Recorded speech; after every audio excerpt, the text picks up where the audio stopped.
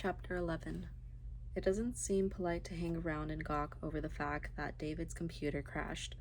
A lot of the younger hackers are doing just that, as a way of showing all the other hackers how knowledgeable they are. Hiro shrugs it off and turns back in the direction of the Rockstar Quadrant. He still wants to see Sushi K's hairdo, but his path is being blocked by the Nipponese man, the neo-traditional, the guy with the swords. He's facing off against Hiro, about 2 sword lengths apart, and it doesn't look like he intends to move. Hiro does the polite thing. He bows at the waist, straightens up. The businessman does the much less polite thing. He looks Hiro rather carefully up and down, then returns the bow, sort of. These, the businessman says. Very nice. Thank you, sir. Please feel free to converse in Nipponese if you prefer. This is what your avatar wears. You do not carry such weapons in reality, the businessman says, in English. I'm sorry to be difficult, but in fact, I do carry such weapons in reality, Hiro says. Exactly like these? Exactly. These are ancient weapons, then, the businessman says. Yes, I believe they are. How did you come to be in possession of such an important family heirlooms from Nippon? The businessman says. Hiro knows the subtext here. What do you use those swords for, boy? Slicing watermelon? They are now my family heirlooms, Hiro says. My father won them. Won them? Gambling? Single combat. It was a struggle between my father and a Nipponese officer. The story is quite complicated. Please excuse me if I have misinterpreted your story, the businessman says, but I was under the impression that men of your race were not allowed to fight during that war. Your impression is correct, Hiro says. My father was a truck driver. Then how did he come to be in hand-to-hand combat with a Nipponese officer? The incident took place outside a prisoner of war camp, Hiro says. My father and another prisoner tried to escape. They were pursued by a number of Nipponese soldiers and the officer who owned these swords. Your story is very difficult to believe, the businessman says, because your father could not have survived such an escape long enough to pass the swords on to his son. Nippon is an island nation. There is nowhere he could have escaped to. This happened very late in the war, Hiro says, and this camp was just outside of Nagasaki. The businessman chokes, reddens, and nearly loses it. His left hand reaches up to grip the scabbard of his sword. Hiro looks around. Suddenly they are in the center of an open circle of people some 10 yards across. Do you think that the manner in which you came to possess these swords was honorable, the businessman says.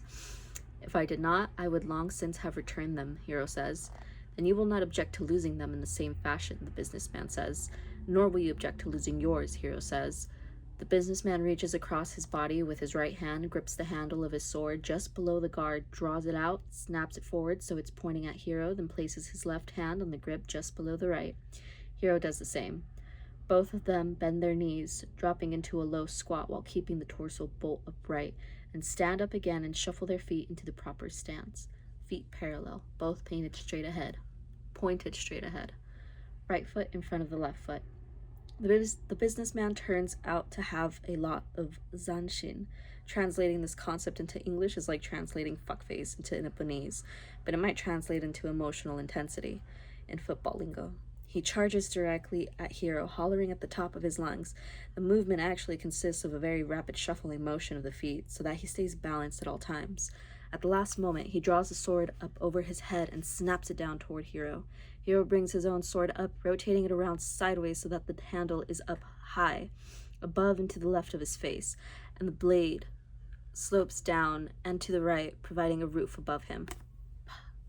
I think. The businessman's blow bounces off this roof like rain, and then Hiro sidesteps to let him go by and snaps the sword down toward his unprotected shoulder. But the businessman is moving too fast, and Hiro's timing is off. The blade cuts behind into the side of the businessman. Both men wheel to face each other, back up, get back into the stance. Emotional intensity doesn't even convey the half of it, of course. It is a kind of coarse and disappointing translation that makes the dismembered bodies of samurai warriors spin in their graves. The word zanshin is larded down with a lot of other folderol that you have to be Nipponese to understand, and Hiro thinks, frankly, that most of it's pseudo-mystical crap. Let me just start over. And Hiro thinks, frankly, that most of it is pseudo-mystical crap. on the same level as his old high school football coach exhorting his men to play at 110%. The businessman makes another attack. This one is pretty straightforward. A quick shuffling approach, and then a snapping cut in the direction of Hero's ribcage. Hero parries it. Now, Hero knows something about this businessman, namely that, like most Nipponese sword fighters, all he knows is kendo. Kendo is to real samurai sword fighting what fencing is to real swashbuckling. An attempt to take a highly disorganized, chaotic, violent, and brutal conflict and turn it into a cute game. As in fencing, you're only supposed to attack certain parts of the body, the parts that are protected by armor. As in fencing, you're not allowed to kick your opponent in the kneecaps or break a chair over his head. And the judging is totally subjective. In kendo, you can get a good solid hit on your opponent and still not get credit for it, because the judges feel you didn't possess the right amount of zanshin. Hero doesn't have any zanshin at all. He just wants this over with. The next time the businessman sets up his ear-splitting screech and shuffles toward Hero, cutting and snapping his blade, Hero parries the attack, turns around, and cuts both of his legs off just above the knees. The businessman collapses to the floor. It takes a lot of practice to make your avatar move through the metaverse like a real person. When your avatar has just lost its legs, all that skill goes out the window. Well, land's sakes, Hero says, looky here. He whips his blade sideways, cutting off both of the businessman's forearms, causing the sword to clatter onto the floor. Better fire up the old barbecue, Jemima, Hero continues, whipping the sword around sideways, cutting the businessman's body in half just above the navel. Then he leans down so he's looking right into the businessman's face. Didn't anyone tell you, he says, losing the dialect, that I was a hacker? Then he hacks the guy's head off. It falls to the floor, does a half roll, and comes to rest, staring straight up at the ceiling. So Hero steps back a couple of paces and mumbles, safe.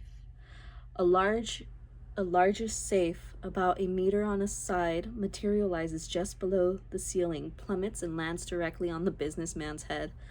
The impact drives both the safe and the head straight down toward the floor of the Black Sun, leaving a square hole in the floor, exposing the tunnel system underneath.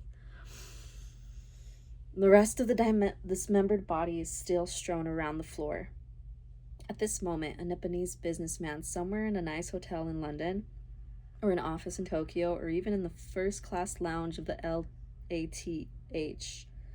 LATH, the Los Angeles Tokyo Hypersonic, is sitting in front of his computer, red-faced and sweating, looking at the Black Sun Hall of Fame.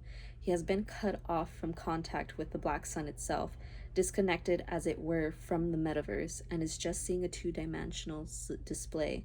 The top 10 swordsmen of all time are shown along with their photographs. Beneath is a scrolling list of numbers and names, starting with number 11. He can scroll down the list if he wants to find his own ranking.